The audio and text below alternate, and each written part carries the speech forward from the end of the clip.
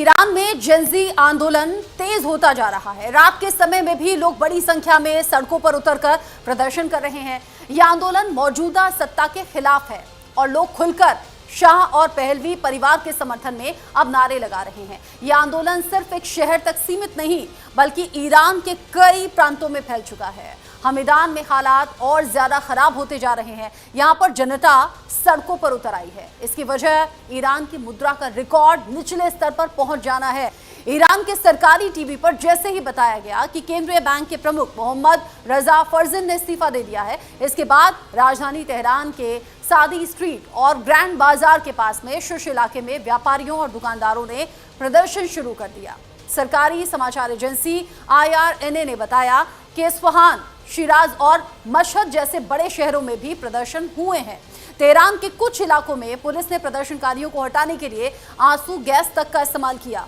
Iran में साल 2022 में ही ऐसा बड़ा आंदोलन हुआ था, लेकिन तब की और अब की वजह में फर्क है। इस बार मामला अर्थव्यवस्था से जुड़ा हुआ है और इसका सीधा असर जनता पर पड़ रहा है। ईरान में इस वक्त रियाल की हालत क्या है, कैसे वहां हाइपर इन्फ्लेशन है, इसको समझेंगे, लेकिन पहले रिपोर्ट देखिए।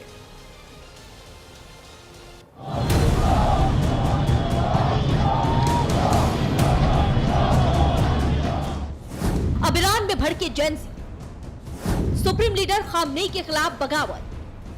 ईरान में कई शहरों में जेंजी का protest. This is the final battle के नारों से कांपा तेहरान। प्रदर्शनकारियों ने लगाए बेशरम बेशरम के नारे। आंदोलनकारी जेंजी पर फायरिंग की खबर। नेपाल के बाद अब ईरान में भी जेंजी सड़कों पर उतर चुका है। तेहरान और मशहद की सड़कों पर this is the final battle का नारा गूंज रहा है, यानी ये निर्णायक लड़ाई है। इस नारे का सीधा मतलब है कि ईरान की आवाम supreme leader Ayatollah Ali Khamenei के खिलाफ निर्णायक युद्ध में उतर गई है। ईरान की जनता सड़कों पर है, पूरा ईरान जल रहा है। पुलिस को कई जगह गोली चलानी पड़ी है। लेकिन अब सवाल ये उठता है कि अचानक ईरान की आवाम इतनी आक्रामक क्यों हो गई।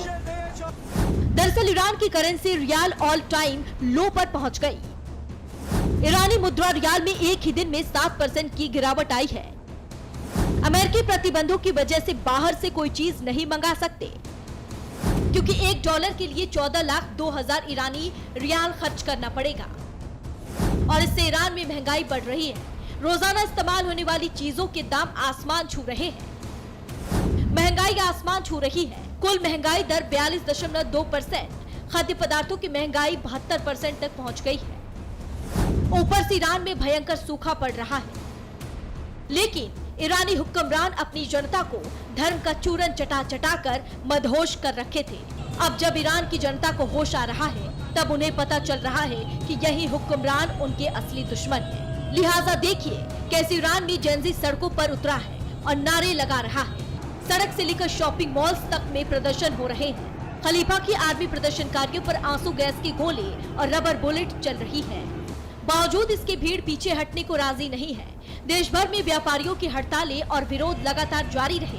तेहरान की ग्रैंड बाजार, लाल हजार स्ट्रीट, नासिर खोसरो और इस्तांबुल स्क्वायर सहित कई जगह दुकानें बंद रही। प्रदर्शनकारियों ने सत्ता में बैठे धर्मगुरुओं के पतन और राष्ट्रपति मसूद पेजेशकियन के इस्तीफे की मांग करते हुए सरकार विरोधी नारे लगाए। तानाशाह को मौत के नारे लगाते हुए व्यापारियों से दुकान बंद करने की अपील की गई। इधर फ्लोरिडा में इजराइल के प्रधानमंत्री बेंजामिन नेतन्याहू के साथ बैठक के बाद ट्रंप ने संकेत दिया है कि अगर ईरान ने परमाणु हथियार बनाने के ठिकानों को दोबारा खड़ा करने की कोशिश की तो उस पर इजराइल या अमेरिका की तरफ से और हमले हो सकते हैं। अगर ईरान अपनी हरकतों में सुधार नहीं करता तो अगला हमला बहुत तगड़ा और विनाशकारी होगा। कुल मिलाकर ईरान जहां घर में घिरा है तो वहीं अमेरिका भी उसे बाहर से घेरने में जुटा है। सवाल ये कि क्या supreme leader Ayatollah Ali Khamenei की गद्दी जाएगी? क्या ईरान की मदद रूस करने आएगा?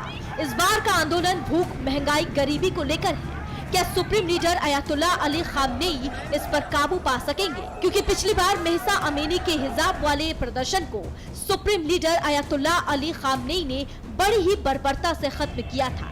ऐसे में इस बार वो कौन सा टूल इस्तेमाल करें, देखने वाली बात होगी। ईरान में जारी प्रदर्शन के बीच में निर्वासित क्राउन प्रिंस रिजा पहलवी ने देशवासियों के नाम 2 अहम संदेश जारी किए हैं। उन्होंने सभी से विरोध प्रदर्शनों में शामिल होने की अपील की। पुलिस और सुरक्षा बलों से कहा कि जनता के खिलाफ खड़े ना हो, उनके साथ में जुड़ें। अब इस बयान को अलग अलग तरीके से देखा जा रहा है, वो भी तब जब खामेनेई के खिलाफ विरोध तेज हो गया है। می‌فرستم به شما بازاری‌ها و مردمی که خیابان‌های تهران را به دست خود گرفته‌اید.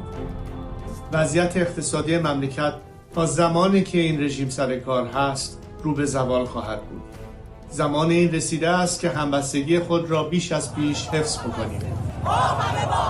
از تمام اقشار جامعه می‌خواهم که به سایر همیهنانتون که در خیابان‌ها هستند بپیوندید و شعار سقوط نظام را سر دهید. و به خصوص پیام من به نیروهای امنیتی و انتظامی این است: سرنوشت خود را به دست خودتان بگیرید. این نظام در حال فروپاشی است. در مقابل مردم نایستید، به مردم بپیوندید. ما پیروزیم چون حق با ماست و متحد و अब इस अपील का क्या कुछ असर होगा, ये आने वाले दिनों में साफ हो जाएगा। प्रदर्शन अलग अलग शहरों में हो रहे हैं और इन सब के बीच ही ईरान इजरायल अमेरिका विवाद आखिर है क्या, उसे डिटेल में समझने के लिए कुछ ग्राफिक्स का सहारा हम लेंगे, जिन्हें देखकर आप समझ पाएंगे कि आखिर स्थिति है क्या। अब ईरान, अमेरिका और इजरायल तीनों के बारे में जो खासियत है, जो खास बातें हैं, वो आप जान लीजिए। फिलिस्तीन गुटों हमास, हिजबुल्लाह, हूती का समर्थन पूरी तरह से ईरान करता है, जबकि यहाँ ईरान पर आर्थिक प्रतिबंध लगाने का काम अमेरिका ने किया है। उधर इजरायल से टकराव ईरान का पहले से रहा है। अमेरिका से सैन्य और राजनीतिक समर्थन इजरायल को वक्त वक्त पर मिलता रहा है। आपको याद होगा, ईरान इजरायल में जब युद्ध की स्थिति थी तब अमेरिका फुल सपोर्ट में खड़ा हुआ था। अब यहाँ फिलिस्तीन गुटों को समर्थन करने का काम ईरान करता है। साथ ही परमाणु कार्यक्रम से अमेरिका इजरायल को खतरा भी है। आपको याद होगा, इजरायल ने साफ तौर पर कहा था कि यहाँ जो परमाणु कार्यक्रम है वो खत्म करने होंगे, लेकिन ईरान ने साफ इनकार कर दिया था। इधर ईरान के परमाणु हथियार बनने का विरोध अमेरिका भी करता रहा। साथ ही इजरायल ने कहा, ईरान के परमाणु कार्यक्रम का हम कड़ा विरोध करते हैं, यानी कि इजरायल और अमेरिका साथ मिलकर ईरान का विरोध करते रहे। ईरान ने साफ कर दिया कि हमें इससे कोई फर्क नहीं पड़ता, हम अपना परमाणु प्रोग्राम यानी कि जो न्यूक्लियर प्रोग्राम है वो जारी रखेंगे। अब ईरान परमाणु कार्यक्रम से ईरान इजरायल को खतरा अलग अलग टाइम पर तो दिखा।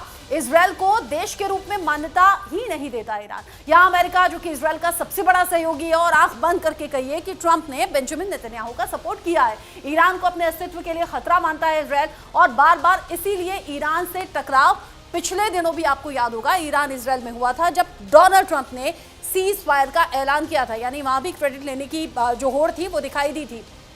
अब और जान लीजिए, अगर ये युद्ध की स्थिति बढ़ती है तो क्या कुछ किसके पास क्या ताकत है, क्योंकि अमेरिका और इजरायल साथ में खड़े हुए नजर आते हैं ईरान के खिलाफ में।